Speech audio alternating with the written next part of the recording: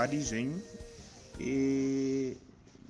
meseji ndaisa kuti ndinatsomeka sure kuti zvinhu zvese zviri clear, right? Nyaya yekunzi kuchinjwa kwemba kwemapepa is because of nyaya yekuti kanzuru yakaenda kumba vakaendesa tsamba vakanotaura kuti varikuda kuti nyaya dzeownership nemba iita sei dzichinjwe because zvino process yacho haina kupera, ende nyaya iyo ndakaiudzwa natafadzwa, haisi nyaya yandakaenda naye ini nemusoro wangu.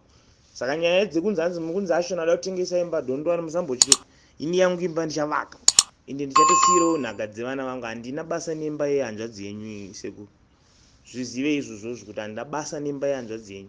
Ndosaka muchiona upenyu hwangu ndohurarama ndisingamboinvolve vanhu vakawanda because ndinoziva kuti mangwana zvine mutauro. Saka please ndinokumbirisa mubvise muromo wokuzonzi hanzi muzotanga kutaura kuti ashona anoda kuchinjisa imba nekuti zvigodii, nekuti ndiri munhu anotozvishandira, ndiri munhu ane mari dzangu. I don't give a damn about to property twatakasiyirwa navabereki vedu. Saka please, even chero pakuchinjwa kwemba yacho zita ngaisatomboiswa kana zita rangu futi, ndoda kuti muzvizive zvinhu izvozvo. Ngaisaiswe kana zita rangu, ngaiswe zita ratafadzwa, yoiswa zita ratanyaradzwa. Ndo vandinorwira, ndo vana vamai vangu inini vandinogara ndichirwira. Saka zvokuda kuzotengesa nyaya dzema, kuda kutaura nyaya dzekunzi hanzi ashona ari kunzi hanzi ada kuchinja imba yemapepa, musade kutsvaga toma excuse tusina basa rese. Handiti ngatisade kuda kutangidzana kunzwa pamuromo pemunhu. Last time apa mama kutaura nyaya yekuti hanzi wakadi kundizivisa, handina kuzivisa nyaya yekuroora iyi. Siyanai neni, handisida kuda, handidi zvekutaura nevanhu. Ndakakura, ndari munhu akazvikurira kubva pakashaya vabereki vangu. Mune musi wana makamundibhadharira school fees imimi.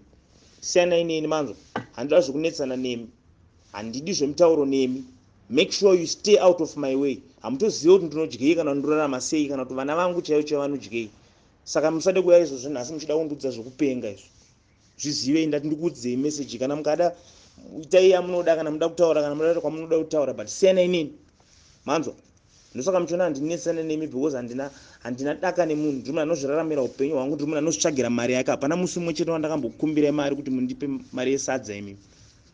Saka siyanai neni.